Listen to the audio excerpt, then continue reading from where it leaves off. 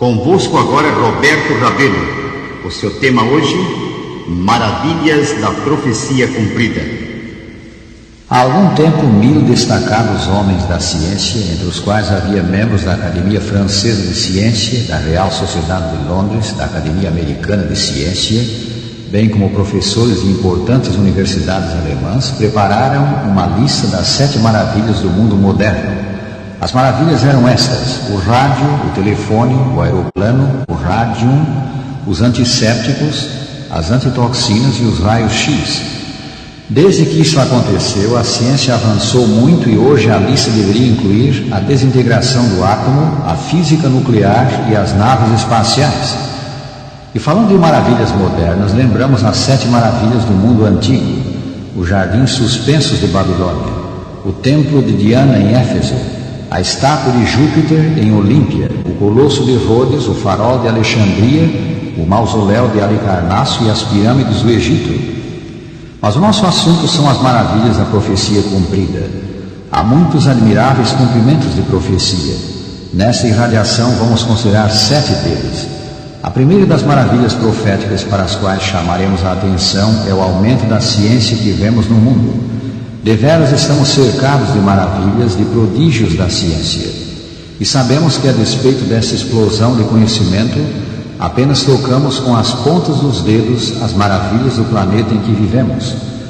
As realizações do homem moderno foram previstas por Deus, que disse a Daniel, seu profeta, há 25 séculos: Tu, porém, Daniel, encerra as palavras e sela o livro até o tempo do fim. Muitos correrão de uma para outra parte e a ciência se multiplicará. Daniel 12, versículo 4. Desde então passaram umas 100 gerações. Os homens construíram suas casas, lavraram seus campos, viajaram por terra e por mar, justamente como seus antepassados. D. Pedro II, na sua viagem ao sul para conter Estigarribia, viajou como teria viajado o rei Salomão, que viveu quase 1000 anos antes de Cristo. O progresso já observado nos seus dias acelerou-se, e então raiou o século XX, que é superlativamente o século da ciência. Pelo progresso no campo da medicina, da cirurgia, do conforto doméstico, do equipamento das fábricas, dos implementos agrícolas, dos laboratórios, das comunicações, o mundo foi de todo mudado em menos de um século. Tão rápida foi a revolução científica e tecnológica que se afirma estarem ainda hoje vivos 90% dos cientistas que contribuíram para ela. Que maravilha do cumprimento da predição bíblica! Outra maravilha da profecia cumprida é o que podemos chamar o paradoxo da paz e da guerra. Enquanto as nações falam de paz, gastam bilhões em armamentos. A palavra paz é palavra mágica para a propaganda. Há esperança em cada coração humano e a propaganda de paz é usada tanto por motivos pacíficos como por motivo de guerra. Em todos os países e em todas as línguas há organizações de paz. E temos as Nações Unidas organizadas para o fim específico de manter a paz. Nunca, porém, se gastou tanto como agora na produção de mortíferas armas capazes de aniquilar a raça. Aqui está uma profecia das Escrituras referente aos movimentos de paz dos últimos dias. Irão muitas nações e dirão: Vinde e subamos ao monte do Senhor, à casa do Deus de Jacó, para que nos ensine os seus caminhos e andemos pelas suas veredas. Estes converterão as suas espadas em relhas de arados e suas lanças em podadeiras. Uma nação não levantará a espada contra outra nação, nem aprenderão mais a guerra. Isaías 2, versículos 3 e 4. Isto é o que os homens dizem, mas notai o contraste do anúncio de Deus referente às condições do mundo justamente antes da ceifa da terra. Lemos: Proclamai isto entre as nações, apregoai a guerra santa. Suscitai os valentes, cheguem-se, subam todos os homens de guerra. Forjai espadas nas vossas relhas de arado e lanças nas vossas podadeiras. Diga o fraco: eu sou forte. Joel 3, versículos 9 a 12. Sim, por detrás da universal propaganda de paz, vemos preparativos de guerra sem precedentes. Certamente a mão de Deus está escrevendo na parede da nossa civilização. Queira o Senhor ajudar-nos a entender o tempo em que vivemos. Vemos outro grande cumprimento de profecia no alarmante aumento do crime. Isso não é coisa observável em um só país, mas em praticamente o mundo inteiro. O crime custa centenas de bilhões cada ano. Os cárceres e as penitenciárias estão superlotados. O submundo do crime emprega modernos recursos e armas, prestígio social, grandes somas em dinheiro, aprimoradas organizações, os chamados sindicatos do crime, tudo isto está envolvido. Assaltos à mão armada a firmas comerciais e bancos em plena luz do dia, encontros violentos com a própria polícia tornam-se cada vez mais comuns. Num só país moderno, os bandidos matam de 12 mil a 15 mil pessoas por ano e ferem aproximadamente 100 mil outras. Notemos como esse estado de coisas é pintado por esta profecia. Sabe, porém, isto, nos últimos dias sobrevirão tempos difíceis, pois os homens serão desafeiçoados, implacáveis, cruéis, atrevidos. 2 Timóteo 3, versículos 1 a 5. A quinta maravilha da profecia cumprida é vista no colapso moral da sociedade. Em grande medida, Deus foi posto de lado na vida do lar, e a família sofre com isso. As crianças crescem sem conhecimento de Deus. Muitas delas nunca lhe ouvem o nome, a não serem blasfêmias. Para milhões, os 10 mandamentos parecem coisa obsoleta. A santidade do casamento é objeto de escárnio e os desquites e divórcios crescem assustadoramente.